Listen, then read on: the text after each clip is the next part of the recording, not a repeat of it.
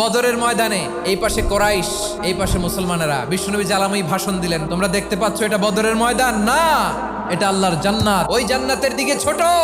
বিশ্বনবীর কথা শোনা মাত্র সাইয়েদনা উমাইর ইবনুল হুমাম বললেন বাখ বাখ, মানে চমৎকার। বিশ্বনবী বললেন মা ইয়াহমিলুকা আলা কওলিকা বাখ বাখ ইয়া উমাইর, আমার এই কথা শুনে তুমি কেন বললা বাখ বাখ?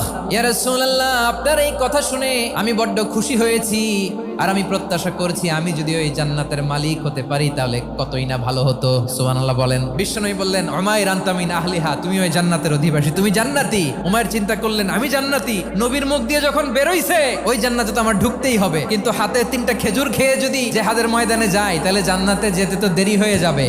এই চিন্তা আসা মাত্রই খেজুর 3টাকে তিনি ছুঁড়ে মারলেন, তলোয়ার বের করে আল্লাহু আকবার বলে বদরের ময়দানে ঝাঁপিয়ে পড়লেন। আল্লাহর শত্রুদেরকে কচুকাটা করে এক পর্যায়ে শাহাদাতের সুধা পেয়ে নিজেও জান্নাতি হয়ে গেলেন। পড়েন সুবহানাল্লাহ।